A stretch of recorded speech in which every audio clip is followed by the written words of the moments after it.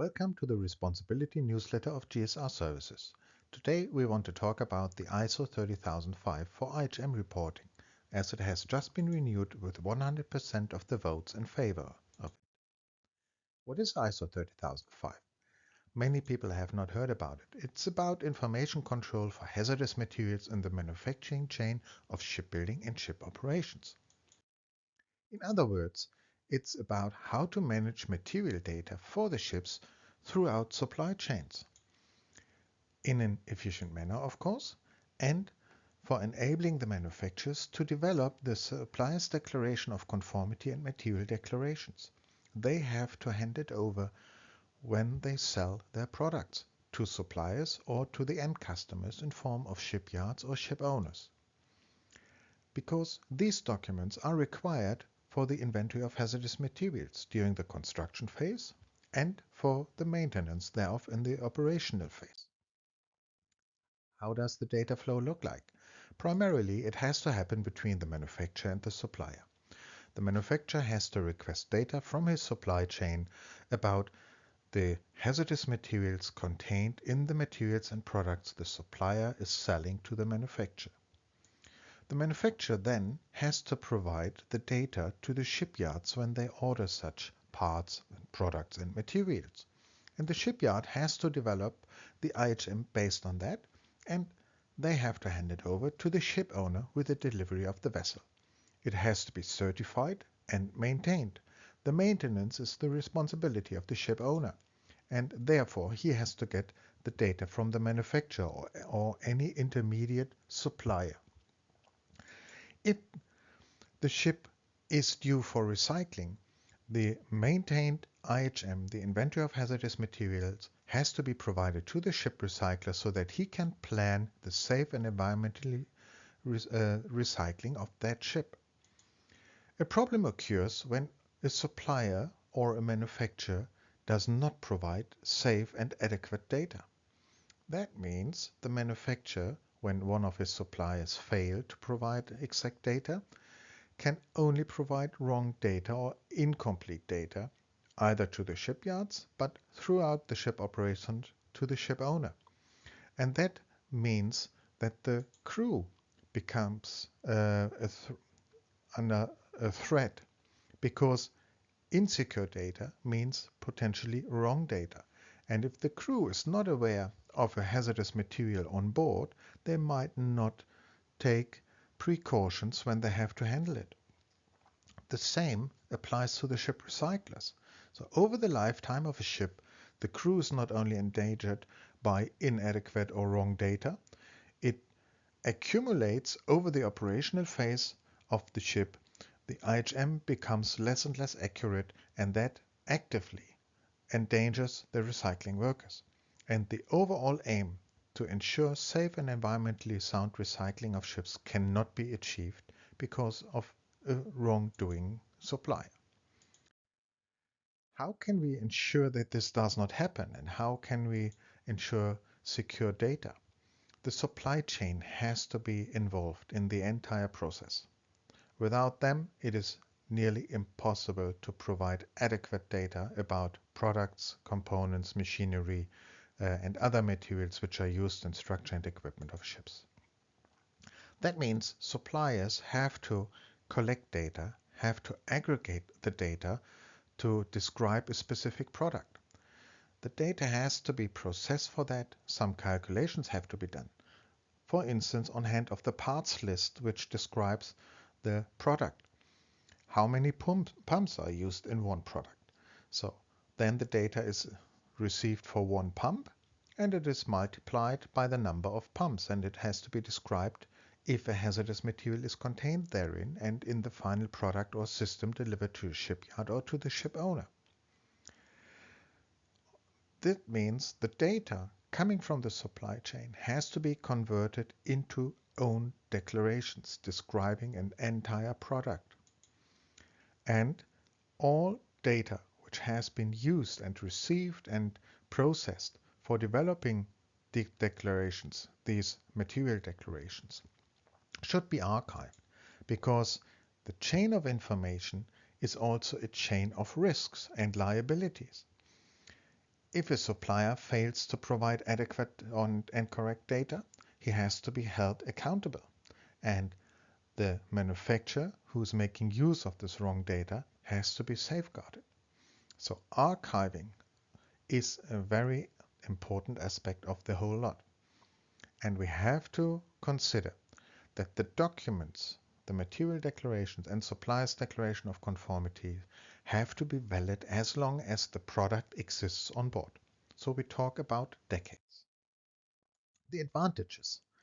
First of all, when following ISO 30000 and implementing related procedures in your company, it ensures efficient processing of transparent data. It secures the data, and the secure data can be provided to your customers. They are depending on this information, and they want to have adequate and correct data and not some assumptions. And also, it means that you can avoid risk and claims by ensuring that proper data is provided to your customers for the decades to come.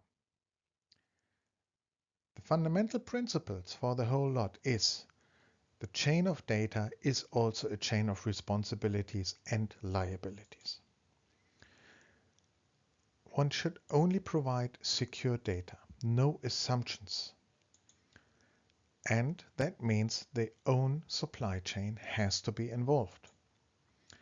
And better to avoid quick fixes. We fully understand that it's a time-consuming process. It requires some specific knowledge to really provide data which is secure and efficiently managed in correctly filled in material declarations. It is time-consuming. It does not increase your sales in the short term, but in your long term, as a supplier and as a manufacturer, you become a trusted manufacturer and supplier.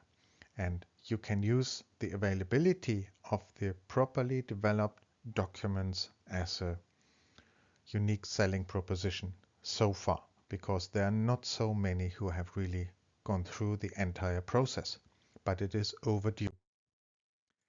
The quick fixes are there when there is no data from the supply chain. Then we talk about assumptions, estimates, but the liability is there for years once you hand out a document. This insecure data is to be avoided. And there are some supporting aspects which are claimed to be a service that, for instance, pre-filled material declarations are provided with a request coming on behalf of shipyards or on behalf of ship owners. Just signing them blindly means you are fishing in the dark and you create a liability for the decades to come. And there is also a mechanized option using converter tools where you can upload a purchase order, and that converter tools generates individual material declarations. From a formal point of view, properly filled in, so there's nothing to be criticized about how these documents are filled in, but the content itself for which a supplier is liable is absolutely insecure. So instead of tilting at windmills, look into the details. Avoid quick fixes. Look into the topic and think about how you can efficiently manage this new task.